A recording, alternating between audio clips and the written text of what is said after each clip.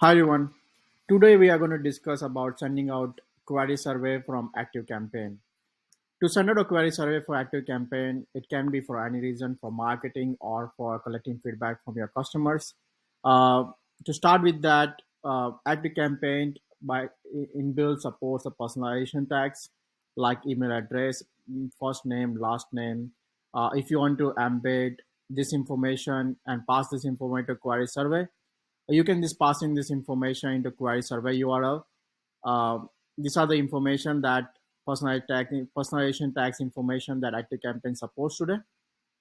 And what information that you can add it to query, we have a documentation around that too in query in help center of query, where these are the very dynamic variables that we support that you can by default pass it in your URL, like you can pass first name, last name, email, and there are plenty of other parameters that we support as an input variable from URL. And you can pass this information and you can pipe this data into query welcome page where you can create a personalized welcoming for your customer, or you can embed this information, pipe this information into your question text or answer text.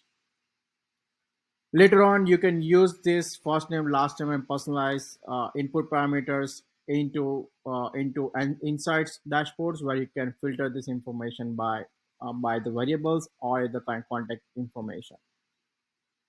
Now, to start with the first, you should copy your query survey. Go to your distribute tab. In this example, I'm going to take demo feedback as survey example for this demo. What I'm going to do is I'm going to copy this URL. Query, if you are not using ActiveCampaign, you want to pass this plain information into URL. This is what URL will look. This is the query survey variables: first name, last name, email. Make sure that has been appended by ampersand. This ampersand that you need to add, and this value that you're saying is the value that you're actually passing it to query. Survey URL will look like this if you are using you are directly inserting this into a website browser. Uh, but when you're passing for ActiveCampaign, the custom email template, uh, when you add a button, they have inside the options tab, they have an option for link. Click on this setting option. When you click on this setting option, and copy the new URL that you created with this piped information. I'm going to copy this new URL and click OK, save and exit, and I will send out the email. Once I will send out the email, and this is how it will look for your end users, the customer that you're receiving your email. Now your email has a leave a review button. When they click on it, your server will open up. And to validate the data that's coming in from ActiveCampaign using personalization tag, what you can do, you can check this now that the first name, the placeholder tag has been replaced by the actual value. In this case, the contact first name, last name, and email. Embedded the contact first name in the welcome page text. To do that, go to your welcome page, and there is a small pipe button. I'm going to remove that for now, but go to your small, click on contact first name. We are going to add a first name.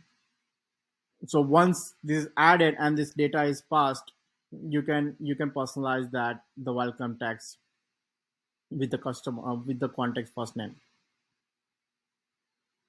And if you want to personalize question text, we have this p pipe button everywhere. Wherever you want to uh, embed the information, you just click at the place where you want to embed it, put the cursor there, go to pipe button. Now you have server variables and contact details. Now contact details is part of a contact parameters, and server variable is something you create underneath your logic. There's a dynamic variable that you can create that I'm going to touch base later on. You same way you can embed information into options in your answer text, like this one. you also have an answer choices. You have pipe button. You can click on it. You can pipe your contact information here if you want.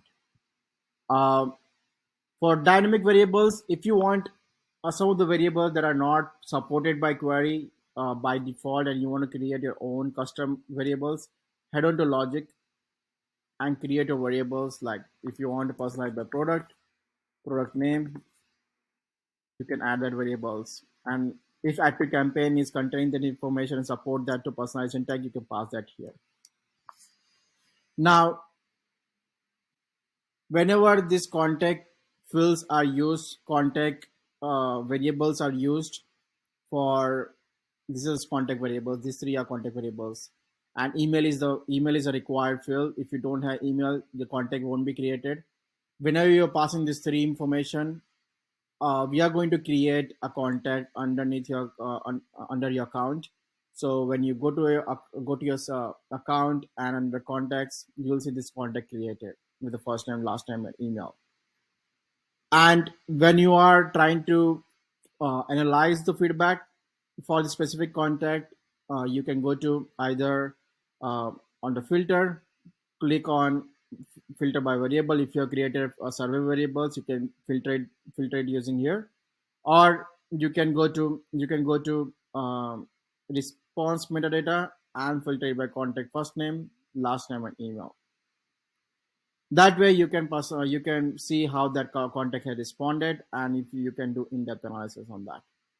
So that is it for active campaign, how you can use query into your active campaign. Similar personalized text has been supported by other platforms like Mailchimp. You can you can achieve a similar use case to Mailchimp too.